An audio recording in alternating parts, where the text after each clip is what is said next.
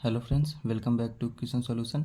आज के वीडियो में हम लोग सीखेंगे विलोपन विधि से किसी भी समीकरण को हल करना। अगर आप कक्षा 10 या 9 में पढ़ते हैं तो अक्सर कक्षा 10 के इस तरह के क्वेश्चन आते हैं बोर्ड में। x प्लस वाई बराबर 10 और x माइनस वाई बराबर 6, इस तरह का दो कोई भी समीकरण दे देगा वैल्यू चेंज करके, और उसमें पूछा जाता है कि विलोपन विधि से इस समीकरण को हल करें। ठीक है, सबसे पहले हम लोग ये समझ लेते हैं कि विलोपन विधि का मतलब क्या होता है। विलोपन विधि, जैसे यहाँ पे आप लोग देख पा रहे हैं विलोपन, विलोपन का मतलब ही होता है विलुप्त करना। मतलब यहाँ से x और y दो पद दिया हुआ है और एक नंबर दिया हुआ है। x और y दोनों पद में से कोई भी एक पद को हमें विलुप्त करना है, मतलब हटाना है। घटा के जोड़ के कोई भी एक पद को हमको उसको हटाना है तो दूसरा पद का वैल्यू मालूम हो जाएगा। वही इस तरह के क्वेश्चन में हम लोग हल करेंगे। ठीक है, यहाँ पे दो समीकरण दिया है तो हम लोग पहला को फर्स्ट और इसको दो, समीकरण 1 और समीकरण 2 मान लेते हैं। ठीक है, अब इसको सॉल्व करने में क्या लिखेंगे, समीकरण 1 और 2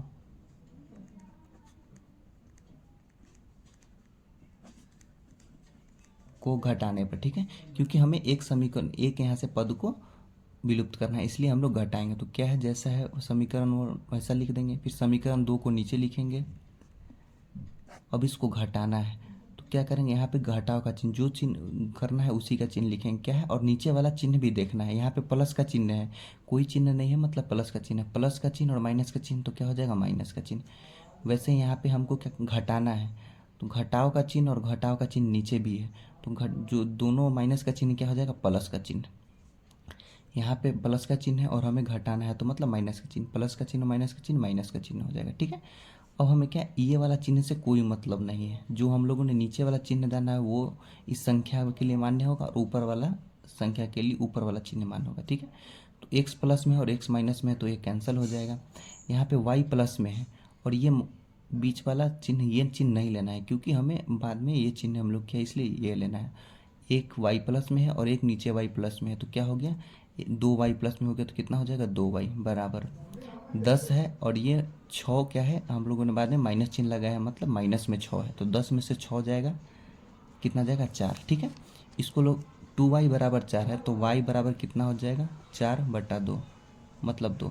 तो यहाँ से y का वैल्यू कितना निकल गया, 2 निकल गया। ठीक है, अब हम लोग को y का वैल्यू निकल गया है लेकिन हमें क्या है, x और y दो पद दिया मतलब x का वैल्यू भी बचा हुआ है तो हम लोग x का वैल्यू भी निकालेंगे। ठीक है, तो इसको क्या लिखेंगे,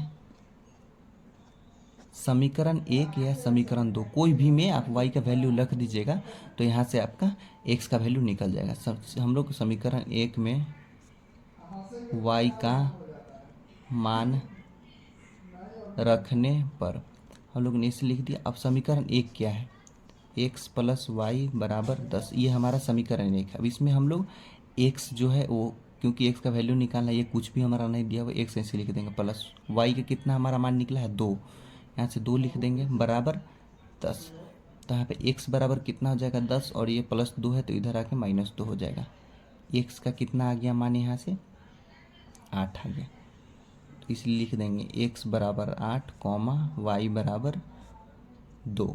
यही क्या हो गया, हमारा आंसर आ गया। ठीक है, इस तरह का क्वेश्चन अगर आपके एग्जाम में पूछा जाता है कि विलोपन विधि से इस तरह के क्वेश्चन को हल करना है तो हमेशा आप एक बात याद रखिएगा, घटा के या जोड़ के दोनों समीकरण को आप लोग को ऐसे ही कोई एक वैल्यू यहाँ से या तो x का वैल्यू निकाल लीजिए नहीं तो y का वैल्यू यहाँ से निकाल लीजिए। तो आपका क्या है, यहाँ से कोई भी एक वैल्यू निकल जाएगा, फिर उस वैल्यू को समीकरण 1 या 2 में रख दीजिए तो आपका दूसरा भी वैल्यू निकल जाएगा, वही आपका क्या हो जाएगा, आंसर हो जाएगा।